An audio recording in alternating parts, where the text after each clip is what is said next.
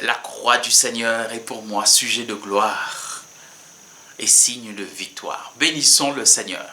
Et dans la première épître aux Corinthiens, Saint Paul nous dit, chapitre 1, verset 23, que le type de prédication que nous avons au milieu des Juifs,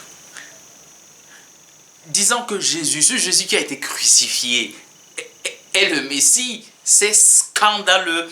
Et pourquoi c'est scandaleux? Parce que en Deutéronome 21, 23, il est clairement dit, maudit soit celui qui est pendu au bois. Et Jésus est pendu au bois. Les Écritures se trompent-elles? Pas du tout.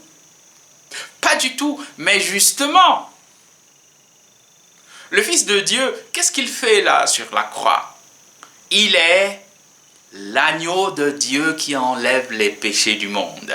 Alors il a pris sur lui tous nos péchés. Et là, sur la croix, se réalise la vérité que le salaire du péché, c'est la mort. Et nos péchés reçoivent leur salaire dans sa chair, mise à mort sur la croix.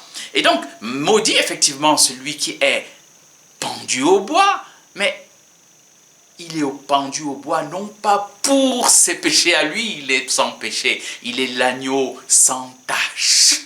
Non, l'Apocalypse dit, l'agneau qui a été immolé, il est digne de recevoir la puissance, la richesse, la sagesse, l'honneur, la gloire. C'est lui qui est digne de prendre le livre et d'en ouvrir les sceaux.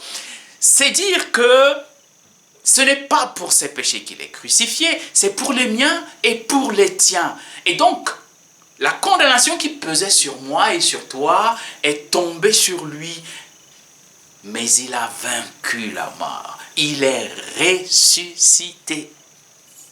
Résultat des courses, ce qui était soi-disant scandale est au fond sagesse et puissance de Dieu.